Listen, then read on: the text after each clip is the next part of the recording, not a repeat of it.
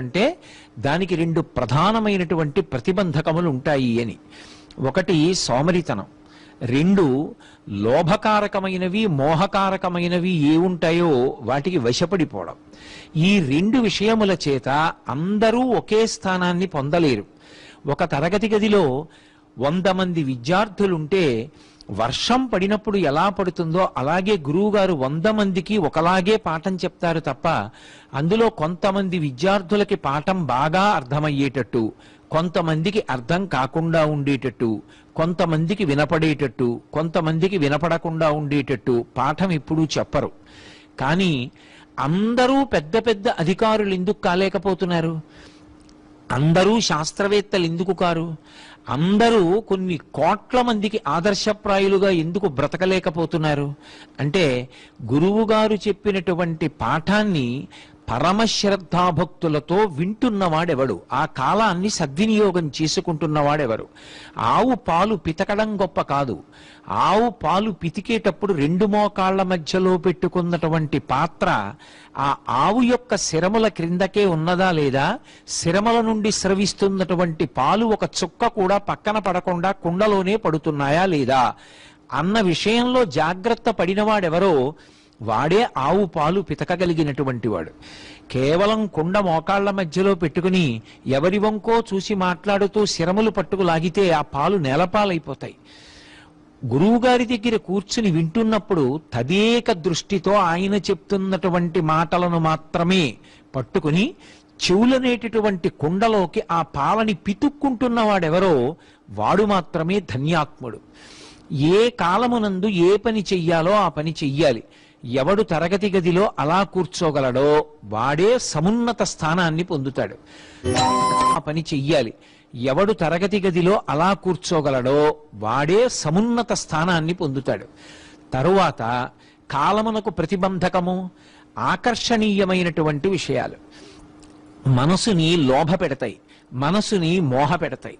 చూడండి, ఏదో ఇవాళ ఇది చదువుకుందాం 1 గంట సేపు అనుకుంటాడు, కానీ ఈలోగా ఓ క్రికెట్ మ్యాచ్ వస్తుంది, లేకపోతే ఏదో తనకిష్టమైనటువంటి సినిమా ఒకటి వస్తూ ఉంటుంది, లేదా తనకిష్టమైనటువంటి ఒక నటుడితోటి ఏదో ఒక ఇంటర్వ్యూ ప్రసారం అవుతూ ఉంటుంది. అతను తర్వాత చదువుకుందామని చెప్పి దీన్ని చూస్తూ కూర్చుంటాడు. కాలం అయిపోయింది, ఇక ఆ కాలము తిరిగి రాదు. అందుకే కాలాన్ని యమునా నదితో సంకేతిస్తారు. కాలానికి ముందుకు వెళ్ళడం తెలుసు తప్ప కాలాన్ని వెనక్కి తీసుకురాగలిగిన శక్తి లేదు. అది వెనక్కి తిరిగి రాదు. వెనక్కి తిరిగి రాదు కాబట్టి వెళ్ళిపోయిన కాలం వెళ్ళిపోయింది. ఇలా ప్రతిరోజు ఏదో ఒక కారణానికి ఆకర్షితుడై ఏది చెయ్యాలనుకుంటున్నాడో అదొక్కటే చెయ్యడు. ఏది నేను చెయ్యాలని సంకల్పం చెయ్యడో అది మాత్రం చేస్తూ ఉంటాడు.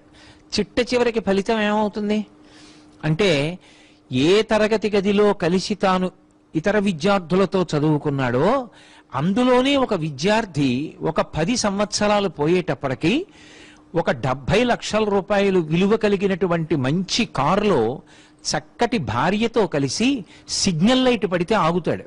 ఆ పక్కనే ఇంకా ఉద్యోగాన్ని వెతుక్కుంటూ ఒక సైకిల్ మీద ఈ పక్క విద్యార్థి ఆగుతాడు. కిటికీ అద్దంలోంచి చూసి ఒరే బాగున్నావా అని అడుగుతాడు.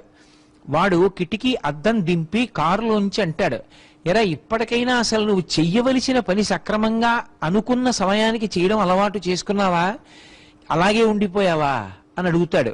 ఇద్దరూ కలిసే చదువుకున్నారు. ఇద్దరికీ తండ్రి ఒకలాగే కట్టాడు ఫీజులు. ఇద్దరి తండ్రులు వృద్ధిలోకి రావాలనే కోరుకున్నారు.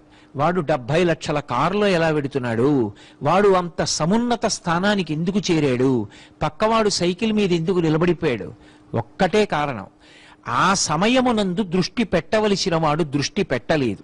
విద్యార్థి దశలో అత్యంత కీలకమైనటువంటి కాలం ఏది అంటే 10వ తరగతి నుంచి ఆ తరువాత వచ్చేటటువంటి కాలం అత్యంత విలువైనటువంటి కాలం. ఆ కాలంలో ఏ ఒక్క క్షణాన్ని దుర్వినియోగం చేసినా కూడా ఒక్క ర్యాంక్ తేడా వస్తే చాలు. తనకన్నా ముందు వాడు ఒక విశ్వవిద్యాలయంలో చదువుకుంటాడు, క్యాంపస్ సెలక్షన్లో సమున్నతమైనటువంటి స్థాయికి వెళ్ళిపోతాడు. ఎందుచేత వెనకబడిపోతాడు ఒక విద్యార్థి అంటే, ఆ కాలమునందు దేని మీద దృష్టి పెట్టాలో దాని మీద దృష్టి పెట్టలేదు. కేవలం ఆ 5 సంవత్సరాలు సక్రమంగా చదువు మీద దృష్టి పెట్టి ఉంటే మిగిలిన జీవితం అంతా కూడా ఎంతో సంతోషంగా సమున్నతమైన స్థాయిలో ఎక్కడైనా కాగితం కింద సంతకం పెట్టడమే తప్ప కాగితాన్ని తాను తయారు చేయవలసినటువంటి అవసరం లేని స్థితిని పొందేవాడు. కానీ ఆ కాలాన్ని దుర్వినియోగం చేశాడు. ఆ కాలమునందు కేవలం మనసు రంజిల్లేటటువంటి విషయానికి వశపడిపోయాడు. దానికి పర్యవసానం ఏమవుతుంది అంటే తరువాతి కాలం అంతా జీవితంలో చిన్నపుచ్చుకునే గడుపుతాడు. వాళ్ళు ఎంత ప్రేమగా పలకరించినా తనతో కలిసి చదువుకున్నవాడు సమున్నత స్థాయికి వెళ్ళి దగ్గరికి వచ్చి కరచాలనం చేసి పలకరించినా ఏదో ఆత్మన్యూనతాభావం, వాడంత వాడయ్యాడు నేను అవలేకపోయాను. తాను జీవితాంతం విచారించిన ఇక తాను చేసిన తప్పుని మాత్రం దిద్దుకోలేడు. దిద్దుకోగలిగినటువంటి తప్పులు కొన్ని ఉంటాయి. జీవితంలో దిద్దుకోలేనంత భయంకరమైన తప్పు ఎప్పుడు జరిగిపోతుందంటే కాలాన్ని సద్వినియోగం చేసుకోకపోవడం వల్లనే. అందుకే ఋషులు కాలం విషయంలో అంత జాగ్రత్త ప్రదర్శించారు. అసలు మీరు సనాతన ధర్మంలో వాంగ్మయాన్ని పరిశీలనం చేస్తే అన్నిటికన్నా ఎక్కువగా దేని మీద దృష్టి పెట్టి మాట్లాడారు అంటే కాలాన్ని సద్వినియోగం చేసుకోవడం. అందుకే సూర్యోదయాత్ పూర్వం ఎన్ని గంటలకి నిద్ర లేవాలి అన్నదానితో మొదలుపెట్టి ఎన్ని గంటలకి నిద్రపోవాలి అన్న విషయాన్ని కూడా ఋషులు చెప్పారు. రాత్రివేళ బుద్ధి చురుకుతనంతో ఉండదు. పైగా అందరూ నిద్రపోతున్న వేళ తానొక్కడూ మేల్కొని ఉండడం మంచి లక్షణం కాదు. అది మనసు ఏ బలహీనతలనైనా పొంది ఉంటే ఆ బలహీనతల వైపుకి ప్రయాణించడానికి అవకాశం ఇచ్చేటటువంటి సమయం. మహాభారతంలో విదురుడు ధృతరాష్ట్రుడితో మాట్లాడుతూ అదే అంటాడు. అందుకే అందరూ నిద్రపోయే వేళలో తాను నిద్రపోవాలి. అందరూ తెలివిగా ఉండవలసిన సమయంలో తాను తెలివిగా ఉండాలి. చిన్నపిల్లలకు అందుకే పెద్ద పూజా విధానాన్ని శాస్త్రం పెట్టలేదు. చాలాసేపు పూజలో గడపమని చెప్పలేదు. ఏకాదశి లాంటి ఉపవాసాలు చెయ్యమని చెప్పలేదు. దేవాలయాలకి అదే పనిగా వెళ్ళి దర్శనాలు చేసుకుని ప్రదక్షిణాలు చేసి నమస్కారాలు చెయ్యమని కూడా చెప్పలేదు. నీకు సమస్తమైనటువంటి దేవతల యొక్క సమాహార స్వరూపము తల్లిదండ్రుల రూపంలోనే ఉన్నారు. ఏ గుడికి కూడా చిన్నతనంలో అంత ప్రయాసపడి వెళ్ళక్కర్లేదు. ఎప్పుడైనా ఏ నైమిత్తిక తిథి నాడో వారంలో ఏదైనా ఒకరోజో దేవాలయానికి వెళ్ళడాన్ని నేను వ్యతిరేకించాను. కానీ తల్లిదండ్రులకి ప్రదక్షిణం చేసి ఒక్క నమస్కారం చేస్తే చాలు. నీ గురువు గారి పట్ల నువ్వు గౌరవభావంతో పూజ్యభావంతో ప్రవర్తించగలిగితే చాలు. అది నీకు విశేషమైనటువంటి భగవంతుని యొక్క అనుగ్రహాన్ని తెచ్చి కట్టపెడుతుంది. శాస్త్రం ఎందుకు విద్యార్థి దశకి అన్ని మినహాయింపులు ఇచ్చింది అంటే ఒక్కటే కారణం, వాడి పేరే విద్యార్థి.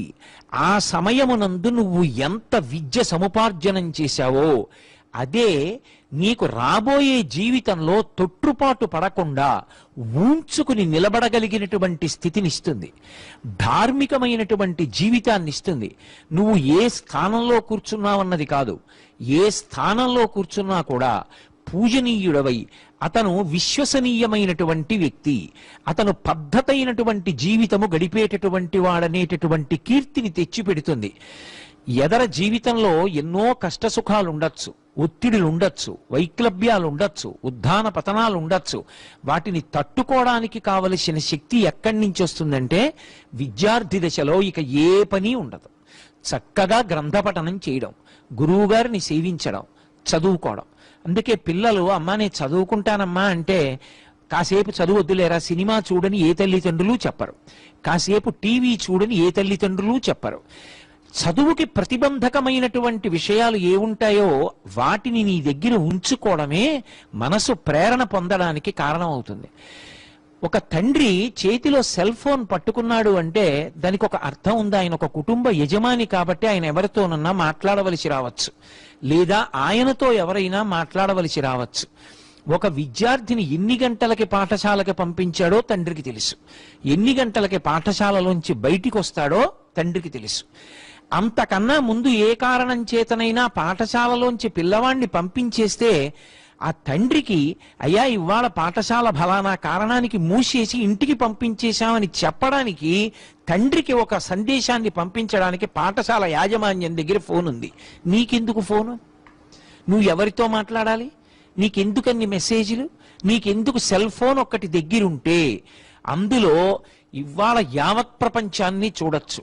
ఇంకా పరిణితి పొంది ఏది చూడవచ్చో ఏది చూడకూడదో, ఏది వినొచ్చో ఏది వినకూడదో, ఏది మాట్లాడచ్చో ఏది మాట్లాడకూడదో, ఎవరితో అంట కాగచ్చో ఎవరితో కూడకూడదో తగినంత పరిణితితో నిర్ణయం చేసుకోవడం చేతకాని విద్యార్థి చేతిలో సెల్ ఫోన్ లాంటి వస్తూ ఉంటే అది శీల భ్రంశానికి దారి తీస్తుంది తప్ప ఎక్కడో ఎవరో ఆ నిగ్రహశక్తి ఉన్నవాడు తప్ప కోట్ల కోట్ల మందిలో ఏ ఒక్కడు దాన్ని సక్రమంగా వినియోగించుకోగలుగుతాడు? లాల్ బహదూర్ శాస్త్రి లాంటి మహాపురుషులు విద్యార్థి దశలో పాఠశాలకి వెళ్ళవలసి వస్తే చేతిలో డబ్బులు లేకపోతే పడవవాడు అక్కర్లేదయా డబ్బు ఇవ్వక్కర్లేదు ఎక్కమంటే డబ్బు ఇవ్వకుండా నేను పడవ ఎందుకు ఎక్కాలని బట్టలు విప్పి పుస్తకాల్ని వీపుకి మూట కట్టుకుని గంగానదిని ఈది ఆవలి ఒడ్డుకు వెళ్లి శాస్త్రి గారు చదువుకుని భారతదేశానికి ప్రధానమంత్రి అయి జై జవాన్ జై కిసాన్ నినాదాన్నిచ్చి హరిత విప్లవాన్ని సృష్టించి ఈ దేశానికి ఎనలేని కీర్తిని తెచ్చారు. ఇవాళ ఏ తల్లిదండ్రులు కూడా పిల్లల్ని పుస్తకాలు వీపున కట్టుకుని గంగానదిని దాటి వెళ్లి చదువుకోమని చెప్పట్లేదు. పిల్లల్ని ఎంత సుఖపెట్టి చదివించాలో అంత సుఖపెడుతున్నారు. తల్లిదండ్రులు ఎంత కష్టపడాలో అంత కష్టపడుతున్నారు. సుఖంగా చదువుకోమని అంత సౌకర్యాలు తల్లిదండ్రులు కల్పిస్తున్నప్పుడు, పాఠశాల కల్పిస్తున్నప్పుడు, యాజమాన్యాలు కల్పిస్తున్నప్పుడు, గురువులు ముందుకొస్తున్నప్పుడు ఒక విషయాన్ని పూర్వం వింటుంటే మనసులో ఊహించుకునేవాళ్ళం. ఒక ఊహా చిత్రాన్ని లేదా అక్కడ వేసినటువంటి నలుపు తెలుపులో ఉన్నటువంటి ఒక చిత్రపటాన్ని చూసి మురిసిపోయేవాళ్ళం. ఉత్తరాన హిమాలయ పర్వతాలు ఉంటాయంటే అది చూసి మురిసిపోయేవాళ్ళం. కానీ ఇవాళ విద్యార్థులకు ఒక తెర పెట్టి దాని మీద హిమాలయ పర్వతాలన్నింటినీ కూడా చూపించగలిగినటువంటి సాంకేతిక పరిజ్ఞానం వచ్చింది. చదువుకోనేటటువంటి వయస్సులో చదువు మీద తప్ప ఏ ఇతర విషయం మీద దృష్టి పెట్టవలసిన అవసరం లేదు అని శాస్త్రవాక్కు. చదువుకునేటటువంటి పిల్లలకి చదువు చెప్పడం వినా అసలు వాళ్ళని చదువుకోండి అన్న ఒక్క మాట తప్ప పెద్దలైన వారు తద్భిన్నమైనటువంటి ఏ విషయాన్ని వాళ్ళకి బోధ చెయ్యకూడదని, తద్భిన్నమైన ఏ విషయంలోకి విద్యార్థుల్ని లాగకూడదని, వాళ్ళ జీవితంలో ఆ కాలం పాడైపోతే ఇక ఎవరూ తెచ్చిపెట్టి ఇవ్వలేనటువంటిది. మనమేదో అనుకున్నామని పిల్లల్ని తీసుకొచ్చి ఆ పిల్లల యొక్క కాలాన్ని దుర్వినియోగం చేసేటటువంటి అధికారం ఎవ్వరికీ ఉండదు. పిల్లలకి సెల్ ఫోన్లు ఇవ్వడం అనేటటువంటిది వాళ్ళు నిలబడడం అనేటటువంటి దానికి ప్రశ్నార్థకమై వాళ్ళకి వాళ్ళ శీలాన్ని పాడు చేయగలిగినటువంటి ఒక ఉత్ప్రేరకాన్ని అందించడం. అలాగే విపరీతమైన వేగంతో వెళ్ళగలిగినటువంటి ద్విచక్ర వాహనాలు ఎవరో ఒక పిల్లవాడు తెలిసో తెలియకో కొనుక్కుంటాడు. తెలియక బలహీనమైన మనస్తత్వం ఉన్నటువంటి పిల్లవాడు తండ్రిని వేధించవచ్చుగాక, చెప్పడం చేత కాకపోతే ఇంకొక పెద్దల దగ్గరికి తీసుకెళ్లి దానివల్ల వచ్చే ప్రమాదాన్ని చెప్పాలి. ఆ వయసులో ఎంత వేగంగా వెళ్ళడం అంటే అంత వేగంగా వెళ్ళడం సంతోషం అనిపిస్తుంది. కానీ జీవితంలో ఏది సాధించాలన్నా శరీరానికి ఆరోగ్యం ఉండడం అనేటటువంటిది అత్యంత అవసరం. ఈ దేశంలో ఒక ఐపీఎస్ ఆఫీసర్ కాగలిగినటువంటి ఒక సమర్థుడికి, ఎంతో మంది సంఘ విద్రోహక శక్తుల్ని పట్టుకోగలిగినటువంటి వ్యక్తికి చిన్నతనంలో ఒక మోటార్ సైకిల్ ఇచ్చిన కారణం చేత వాడికి వెన్నుపాము మీద తగలరాని దెబ్బ తగిలితే, వాడు దాని మించి జారి పడిపోతే, ఈ పిల్లవాడు మెట్లెక్కకూడదు, ఈ పిల్లవాడు పరిగెత్తకూడదు అంటే కొడుకు అడిగాడు అని చెప్పి కొడుకు మీద ప్రేమ ఉండడం తప్పు కాదు. కానీ లొంగిపోయి తండ్రి మోటార్ సైకిల్ ఇవ్వడం ఎంత తప్పో, ఆ మోటార్ సైకిల్ వాడుకోవాలన్న కోరిక కలగకూడని వయసులో కలగడం కూడా అంతే తప్పు. అలా కలగకుండా ఉండాలి అంటే చదువు ఒక్కటి కాదు, దానికి సంస్కారము తోడు కావాలి. ఎంతమంది మహనీయులు చదువుకునేటప్పుడు ఎంత కష్టపడి చదువుకుంటే అంత వృద్ధిలోకి వచ్చారో అర్థం అవ్వాలి. ఏపీజే అబ్దుల్ కలాం గారు ఈ దేశానికి రాష్ట్రపతి చేశారు. ఒకప్పుడు రామేశ్వరం పక్క నుంచి అత్యంత వేగంగా వెళ్ళిపోతున్న రైలు రామేశ్వరంలో స్టాప్ లేకపోతే వెళ్ళిపోతున్న రైల్లోంచి పేపర్ కట్టలు బయటికి తోసేస్తే ఆ పేపర్ కట్టలు తీసుకొచ్చి ఇంటికి వాటన్నింటినీ విడివిడిగా పేపర్లుగా కట్టుకుని సైకిల్కి పెట్టుకుని తెల్లవారుజామున రామేశ్వరంలో ఇంటింటికి తిరిగి ఆ పేపర్ వేసి పాఠశాలకు వెళ్ళి చదువుకుని సాయంకాలం 1 గంట మళ్ళీ ఇంటింటికి వెళ్ళి పేపర్ బిల్ కలెక్ట్ చేసి పరమ శ్రద్ధాభక్తులతో 7 గంటల నుంచి చదువుకుని అంత వృద్ధిలోకొచ్చి భారత రాష్ట్రపతి అయి మన దేశం యొక్క కీర్తిని ప్రపంచవ్యాప్తంగా నిలబెట్టారు. అటువంటి మహనీయుని యొక్క అడుగుజాడలలో నడవడం భారతదేశంలో ఉన్నటువంటి విద్యార్థులందరికీ ఆవశ్యకం. వార్తాపత్రికలు కానీ, దినపత్రికలు కానీ, మాధ్యమాలు కానీ అటువంటి మహనీయుల యొక్క జీవితాల్ని చూపించడానికి ప్రత్యేకంగా సమయాలు కేటాయించాలి. విద్యార్థి దశలో ఉండగా కేవలం చదువే కాకుండా దానితో పాటు సంస్కార బలాన్ని పిల్లలకి అందజేయగలిగినటువంటి మహనీయుల యొక్క జీవిత చరిత్రలు అందుబాటులోకి తేవాలి. పాఠశాలల యొక్క గ్రంథాలయాలలో ఆ పుస్తకాల నుంచి వాళ్ళకి చదువుకునేటటువంటి అలవాటు చెయ్యాలి. కాలం సద్వినియోగం కాకపోవడానికి మరొక ప్రతిబంధకం సోమరితనం. జీవితంలో కాలమునకు సంబంధించి ఏ ప్రణాళిక రచన లేకపోవడం. అసలు నువ్వు చెయ్యాలి అని అనుకోవాలి, కానీ జీవితంలో ఎన్ని పనులు చేసినా ఇంకా నాకు జీవితం సరిపోదు, అబ్బో నేను తెలుసుకోవలసినవి ఇన్ని విషయాలున్నాయో అనిపిస్తుంది. మహనీయులైనటువంటి వారు చేసినటువంటి పనులు చూస్తే ఆశ్చర్యం కలుగుతుంది. అసలు ఏ విషయం తెలుసుకుందాం, ఏ విషయం చేద్దామన్న తాపత్రయం లేకపోతే అసలు కాలమంతా మిగులుగానే కనపడుతుంది. పరీక్షకి వెళ్లే ముందు 3 రోజుల ముందు చదువుకుంటే చాలదా, మిగిలిన కాలం ఎలా గడిపితే పోదు అనిపిస్తుంది. అసలు మనిషి పాడైపోవడానికి కారణం అక్కర్లేని విషయాలన్నీ 5 పైసలు ఖర్చు లేదు కదా అని వచ్చి మాట్లాడుతుండడం. తను పాడైపోవడం ఒకెత్తు, వాడికి ఏ పని లేదు, వాడికి జీవితంలో వృద్ధిలోకి వద్దామన్న కోరిక లేదు, ఓ మంచి పుస్తకం చదువుకుందామని కోరిక లేదు, ఓ ధ్యానం చేసుకుందామని కోరిక లేదు. పనికి మాలిన మాటలన్నీ మాట్లాడుతుండడం. పోనీ తనతో పోయిందా? కాలాన్ని సద్వినియోగం చేసుకుందాం అనుకున్న వాడి దగ్గరికి వెళ్ళి వాడి దగ్గర కూర్చుని గంటలు మాట్లాడుతూ ఉండడం. తాను పాడైపోవడం ఒకెత్తు, అవతల వాడిని పాడు చేయడం ఒకెత్తు. అందుకే భగవంతుడు నోరు ఇచ్చాడు కదా అని, మాట ఇచ్చాడు కదానని కేవలంగా సంతోషంగా కాలం గడపడానికి కబుర్లు చెప్పుకుంటూ కూర్చోవడం అనేటటువంటి దుర్లక్షణం ఎప్పుడూ ఉండకూడదు. మాట మాట్లాడితే ప్రయోజనకరం కావాలి. ఎవరితోనైనా మాట్లాడితే ఎంతసేపు మాట్లాడాలో, ఆ మాట మాట్లాడడం ఎంతవరకు అవసరమో అంతవరకు మాట్లాడాలి తప్ప ఏమీ పని లేదు కదా అని చెప్పి కబుర్లలో పొద్దు బుచ్చుకుందాం అనుకోవడం చాలా దారుణాతి దారుణమైనటువంటి విశేషం. మీరు మహాత్ముల జీవితాలు గమనించండి, అసలు వాళ్ళకి ఒక్క క్షణం ఖాళీ ఉండదు. ఈ దేశంలో దుర్గాబాయి దేశ్ముఖ్ అని మహాతల్లి, ఆవిడ ఒకానొకప్పుడు ఆంధ్ర విశ్వవిద్యాలయ ప్రాంగణంలోకి వెడితే దాని ఉపకులపతి అయినటువంటి డాక్టర్ విఎస్ కృష్ణ గారు ఆవిడని ఆహ్వానం చేస్తూ సభలో ఒక మాట అన్నారు. ఈ రాష్ట్రం గర్వించదగ్గ వ్యక్తి, ఈ రాష్ట్రానికే కోడలు, అటువంటి తల్లి ఇవాళ విశ్వవిద్యాలయ ప్రాంగణంలోకి వచ్చారు. అందుకే విద్యార్థులందరూ ఆవిడ్ని చూడాలని, ఆవిడ జీవితాన్ని స్ఫూర్తిగా తీసుకోవాలని ఆవిడ్ని పరిచయం చేస్తున్నాను అంటే విద్యార్థుల యొక్క కరతాళ ధ్వనులు మిన్నంటాయి. ఎందుకు మహాత్ముల్ని తీసుకొస్తారు విశ్వవిద్యాలయ ప్రాంగణాల్లోకి? 11వ సంవత్సరంలో ఆవిడ మహాత్మా గాంధీ గారి ప్రసంగం విన్నారు. సహాయ నిరాకరణోద్యమం జరుగుతోంది ఆ రోజుల్లో.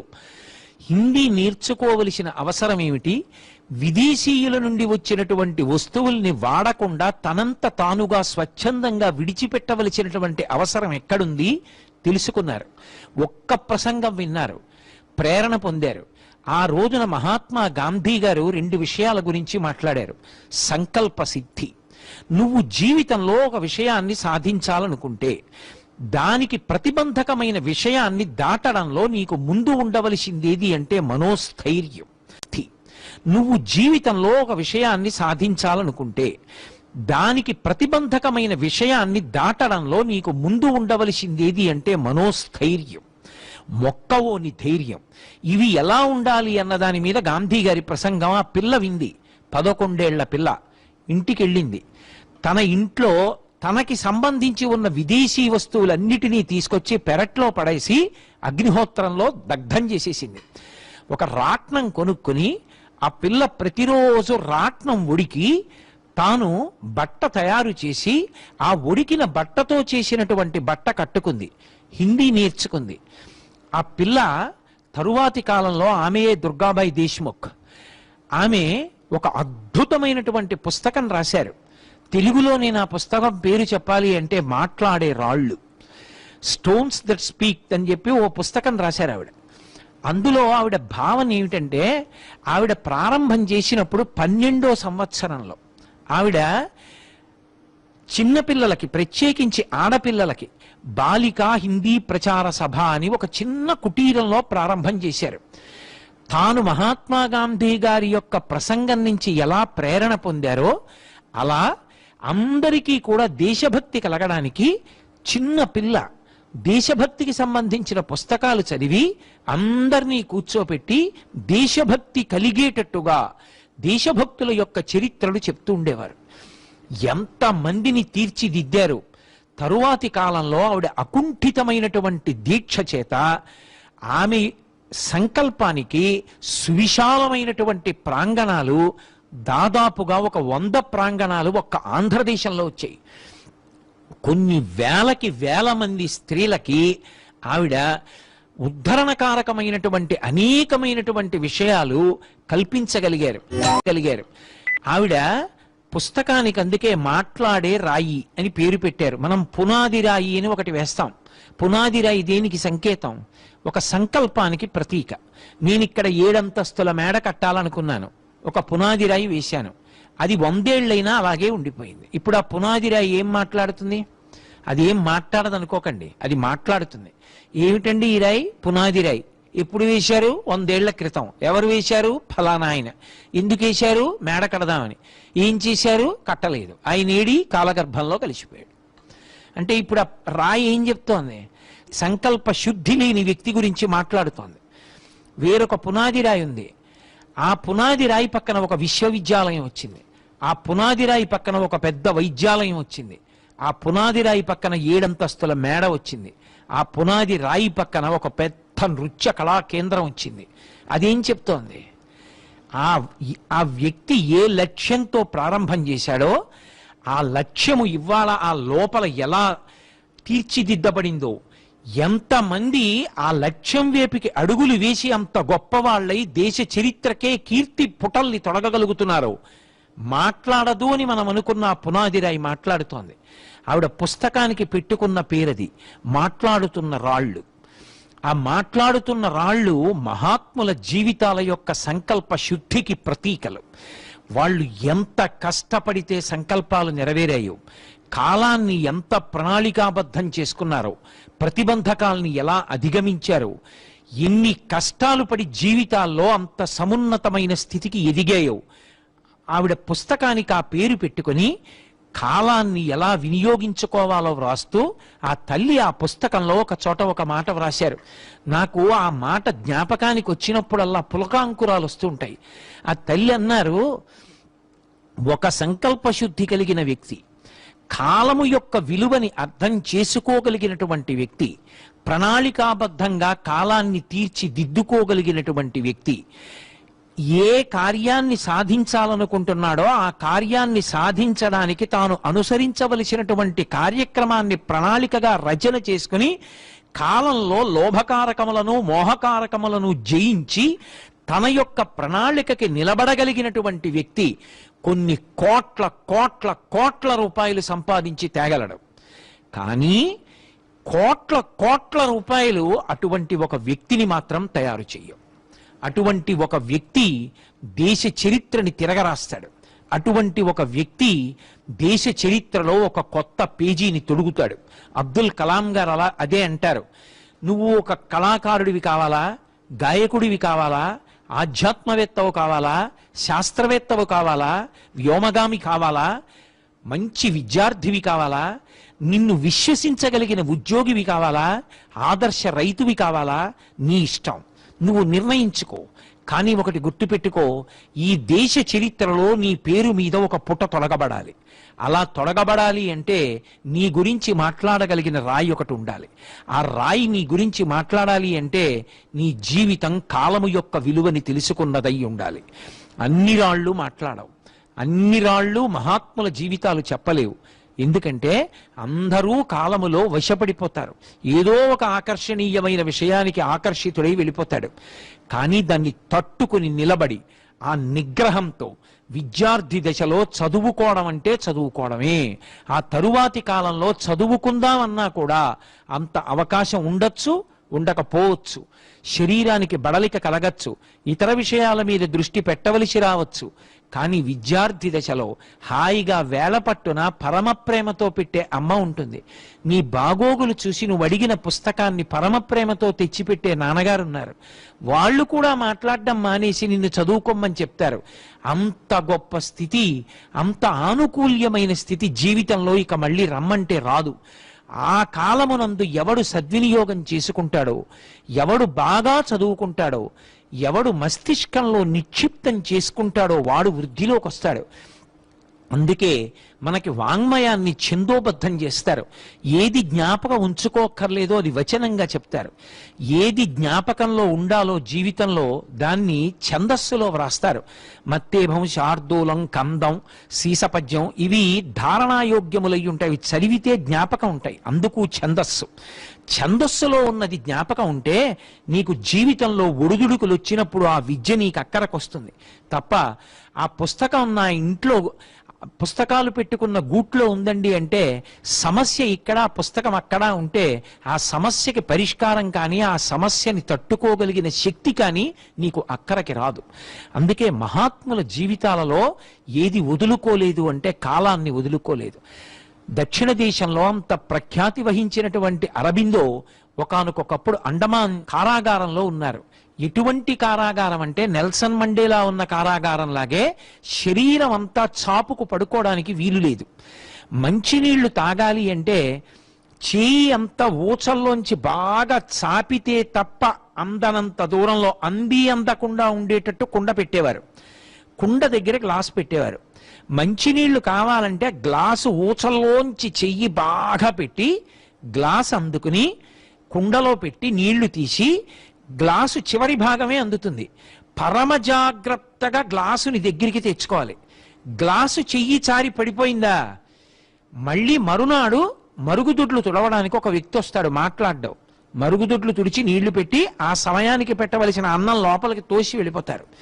చాలా మంది ఆ నిశ్శబ్దాన్ని భరించలేక, మాట మాట్లాడే మనిషి లేక పిచ్చెక్కిపోయి పెద్ద పెద్ద అరుపులరిచి పక్కనున్నటువంటి గదుల్లోనే మరణిస్తుంటే ఆ మరణించినటువంటి స్వాతంత్ర సమరయోధుల్ని శరీరాలు పట్టుకు తీసుకెళ్లి సముద్రంలోకి విసిరేసేవారు. అన్నీ చూస్తుండేవారు. కానీ తాను మాత్రం పోన్లే కాలం ప్రశాంతంగా లభించిందని ఆ కారాగారంలో కూర్చుని భగవద్గీత అంతా చదివి భగవద్గీతకు వ్యాఖ్యానాలు తయారు చేసి తాను యోగ సమాధిలోకి వెళ్ళి తదనంతర కాలంలో ఆయన విడుదల చేసిన తర్వాత పాండిచేరి వచ్చి తనదైన సిద్ధాంతంతో ప్రపంచవ్యాప్తమైనటువంటి గౌరవాన్ని పొందారు. జవహర్లాల్ నెహ్రూ గారిని కారాగారంలో ఉంచితే మహానుభావుడు అద్భుతమైనటువంటి గ్రంథాలని రచన చేశారు. అలాగే మహాత్ములైనటువంటి వారి జీవితంలో కాలమునకు ఎంత విలువనిస్తారో గుర్తించాలి. ఒకసారి ప్రేరణ పొందినటువంటి దుర్గాబాయి దేశ్ముఖ్ చిన్నతనంలో హిందీ నేర్చుకుంటే ఆవిడ్ని హిందీ ఎగ్జిబిషన్కి తీసుకెళ్లారు వాలంటీర్గా. గాంధీ గారు ఆవిడ్ని చూసి ఎంతో ఇష్టపడ్డారు. ఆ చిన్న పిల్లని వాలంటీర్గా నించోపెట్టారు. బ్యాడ్జి ఉంటేనే ఎగ్జిబిషన్లోకి ప్రవేశపెట్టు, బ్యాడ్జి లేకపోతే లోపలికి పంపద్దు. జవహర్లాల్ నెహ్రూ గారు ఎగ్జిబిషన్ చూడడానికి వచ్చారు. ఆవిడ లోపలికి పంపించలేదు, ఆప్ చేసింది. అందరూ తెల్లబోయారు. అదేమిటి, ఆయన జవహర్లాల్ నెహ్రూ విడిచిపెట్టమన్నారు. ఆవిడంది నేను విడిచిపెట్టను. నాకేమని చెప్పారు, బ్యాడ్జి లేకపోతే విడిచిపెట్టవద్దు. ఆయనకి బ్యాడ్జి లేదు, వదిలిపెట్టను. నెహ్రూ గారైనా సరే వెళ్ళి బ్యాడ్జి పెట్టుకు రావాల్సింది. తెల్లబోయి ఎంతో సంతోషించి నెహ్రూ గారు బ్యాడ్జి పెట్టుకుని మళ్ళీ వచ్చారు. మిగిలిన వాళ్ళు ఏదో నచ్చ చెప్పపోయారు, వద్దు అలాగే ఉండాలి పిల్ల, ఆమె వృద్ధిలోకి రావాలి, నాకు మినహాయింపు వద్దని వెనక్కి వెళ్ళి బ్యాడ్జి పెట్టుకొచ్చారు. వచ్చి అన్నారు, అమ్మా నీకు ఇంత ధైర్యం ఎక్కడిదని అడిగారు. ఆ పిల్లంది, అసలు నేను ఇలా మారడానికి కారణం మహాత్ముడి ప్రసంగం. నువ్వొక పని చేస్తున్నప్పుడు ఆ పనిలో, ఆ లక్ష్యంలో, ఆ సంకల్ప సాధనలో భయాన్ని విడిచిపెట్టని చెప్పారు. మీరు నెహ్రూ గారే కావచ్చు, బ్యాడ్జి పెట్టుకోకపోతే లోపలికి వదిలిపెట్టకుండా ఉండడంలో నాకు గాంధీ గారి ప్రసంగం ధైర్యం ఇచ్చింది, ప్రేరణ ఇచ్చింది. ఆ ధైర్యంతో నిలబడ్డా. నన్ను ఇక్కడ ఉంచారా ఉంచలేదా కాదు, ఉన్నప్పుడు మాత్రం నేను అలా ఉన్నానా లేదా అదొక్కటే నాకు కావాలి. మురిసిపోయారు జవహర్లాల్ నెహ్రూ గారు. అది ధైర్యం. ఎన్ని విని ఏం ప్రయోజనం మనసుకి ఎక్కనప్పుడు? మనసుకి ఎక్కినది ఒక్క మాట చాలు, మహాత్ముడిగా తీర్చిదిద్దుతుంది. ఇప్పటికీ మనకి విజయవాడలో ఉన్నటువంటి డాక్టర్ ఎన్టీఆర్ ఆ వైద్య ఆరోగ్య విశ్వవిద్యాలయానికి ఉపకులపతిగా ఉన్నారు డాక్టర్ ఐవి రావు గారు. ఆయన జీవితంలో కాలమునందు ప్రణాళికాబద్ధమైనటువంటి విధానం చూడండి. ఒత్తిడి అన్న 3 అక్షరాలు ఆయన జీవితంలో ఉండవు. ఎందుకో తెలుసా? తెల్లవారుజామున ఎన్ని గంటలకి నిద్ర లేవాలో అన్ని గంటలకి లేస్తారు, చక్కగా పూజ చేసుకుంటారు. తెల్లవారుజామున 5:30 హాస్పిటల్కి వెడతారు. ఒక వరుస క్రమంలో ఎంతమందిని చూడాలో అంతమందిని చూస్తారు. ఈలోగా మళ్ళీ వాళ్ళు పరీక్షలు చేయించుకుని వచ్చేటప్పటికి తాను పలహారం చేసి వచ్చి మళ్ళీ ఒక్కసారి ఆ పరీక్షల ఫలితాలను బట్టి చూస్తారు. కేవలం ఆ ఫలితాలు చూడడం కాదు, ఇప్పటికీ కూడా అసలు క్లినికల్ టెస్ట్ వచ్చిన పేషెంట్ని కూర్చోపెట్టి ఆపాదమస్తకం జాగ్రత్తగా పరిశీలనం చేసి వచ్చిన రిపోర్టు ఆ రోగి యొక్క స్థితి రెండూ సమన్వయం అవుతున్నాయా లేదా తన బుద్ధితో నిర్ణయం చేసుకుని మందు రాస్తారు. అదే పనిగా వ్రాస్తూ కూర్చోరు. వ్రాసేటప్పుడు కూడా సమయాన్ని ఎంత పొదుపు చేస్తారంటే, క్రిందటి నెలలో 5 మందులు రాస్తే ఈ నెలలో మళ్ళీ వస్తే మళ్ళీ 5 మందుల పేర్లు వ్రాయరు. 1, 2, 3, 4, 5 వేస్తారు. 3వ మాత్ర వదిలేయండి అంటే 3వ మాత్ర మీద గీత పెడతారు. ఈ మిగిలినవి అలాగే వాడండి అని చెప్తారు. ఎందుకంటే అతను నెల నుంచి వాడుతున్నాడు, తెలిసి ఎలా వేసుకోవాలో. 3వది అక్కర్లేదు, మళ్ళీ 4 రాసి ఒకటి వదిలిపెట్టరు. 5 అంకెలేసి 3 కొట్టి సంతకం పెడతారు, అంతే. మాట్లాడేటప్పుడు గంట సేపు మాట్లాడక్కర్లా, అవతల వాడికి ఉత్సాహం కలిగేటట్టు. డాక్టర్లలో బహుశా అలా మాట్లాడిన డాక్టర్ ఆయన ఒక్కరినే చూశాను నేను. ఆయన మీరు ఈ మందు వేసుకోండి అనరు, మీరు ఈ మందు వేసుకోండి అంటే నేను రోగిని అన్న భావన కలుగుతుంది. ఆయన కోటేశ్వరారు ఈ మాత్రం 3 పూట్ల వేసుకుందాం 1 వారం రోజులు అంటారు. వేసుకుందాం ఏమిటి, ఆయన వేసుకుంటారా? కాదు, ఈ మాత్ర 3 పూట్ల 1 వారం రోజులు వేసుకుందాం అండి, తగ్గిపోతుంది, తగ్గపోతే అప్పుడు చూద్దాం కోటేశ్వరారు అంటారు. అంటే ఆ మాట అనడంలో ఆయన మనతో మమేకమవుతారు. ఆ మమేకం అవడంలో ఒక సయోధ్య, ఒక సంతోషం, ఒక వ్యక్తిగత అనుబంధం పెట్టుకుంటారు. అది వచ్చినటువంటి రోగికి గొప్ప ఉపశాంతినిస్తుంది. ఎంత గొప్పగా సమయాన్ని ప్రణాళికాబద్ధం చేస్తారో. వృద్ధురాలైపోయినటువంటి తల్లి దగ్గరికి వెళ్ళి కూర్చోవడానికి కూడా సమయం ఉంటుంది. రాత్రి పడుకోవడానికి వెళ్ళిపోయే ముందు అమ్మగారి దగ్గరికి వెళ్ళి అమ్మగారి మంచం మీద కూర్చుని అమ్మగారి కాళ్ళొత్తుతూ, అమ్మా అన్నం తిన్నావా, పలహారం చేశావా, ఇవాళ నీ కోడలు పండగని బొబ్బట్లు చేసింది తిన్నావా అంటే షుగర్ కదరా అని తల్లి అంటే, పెద్ద నవ్వునవమ్మ, ఇంకో మాత్రం ఇస్తాను తినమ్మా అని ఆయన చేత్తోనే ఓ ముక్క పెట్టి, ఇంత కీర్తివంతుడైనా రోజు వచ్చి నా దగ్గర కాసేపు కూర్చుని ఎడతాడు నా కొడుకు. ఆ తల్లి అంతకాలం ఉన్నారంటే ఐవి రావు గారి సేవ వల్ల. నిజంగా ఒక వ్యక్తి ఎలా బ్రతకాలో, చెయ్యవలసిన పని ఒకటి ఉంటుంది. రేపు ఈ పని చేస్తానంటాడు, 5 గంటలకి లేస్తే తప్ప పని అవ్వదు. నిద్రపోయి నోరు లేని అలారం 5 గంటలకి మోగుతుంది లేవరా అని దాన్ని నొక్కేసి 6:30 వరకు పడుకుంటాడు. ఇక లేచిన దగ్గర నుంచి పరుగు. రైలుకి వెళ్లే ముందు కూడా టీవీ చూస్తాడు. ఏ పని ఎప్పుడు చేయకూడదో అప్పుడు చేస్తాడు. పట్టుకెళ్లవలసినో మరిచిపోతాడు. పరుగు, ఒత్తిడి వల్ల రక్తపోటు వల్ల అస్తమానం ఔషధ సేవనం, అనారోగ్యం. ఎందుకు కాలంలో సద్వినియోగం చేసుకుని ప్రణాళికాబద్ధంగా జీవితాన్ని గడపవు? ఇన్ని గంటలకి లేస్తాను, రేపు ఈ పని చేస్తాను. నువ్వు చెయ్యవలసిన పని గురించి నీకే ప్రణాళిక లేకపోతే నువ్వు ఎవరికి ఈ ప్రణాళికలు రచన చేసి దేశోద్ధరణకి పనికిరాగలవు? ఏ కార్యాలయంలో ఏ స్థానంలో కూర్చోవడానికి నువ్వు అర్హత పొందుతావు? అందుకే జీవితంలో అన్నిటికన్నా అవసరమైనది ఏది అంటే కాలాన్ని సద్వినియోగం చేసుకోవడమే. ఎవరు కాలము యొక్క విలువ తెలుసుకుంటాడో, ఎవడు చెయ్యవలసిన పనిని చెయ్యవలసిన సమయానికి చేస్తాడో వాడు అద్భుతమైనటువంటి కీర్తిని సముపార్జించి శరీరము పడిపోయాక కూడా కీర్తిని శరీరముగా పొంది కొన్ని కోట్ల మందికి ఆరాధ్య దైవమైనటువంటి వ్యక్తిగా మనగలుగుతాడు.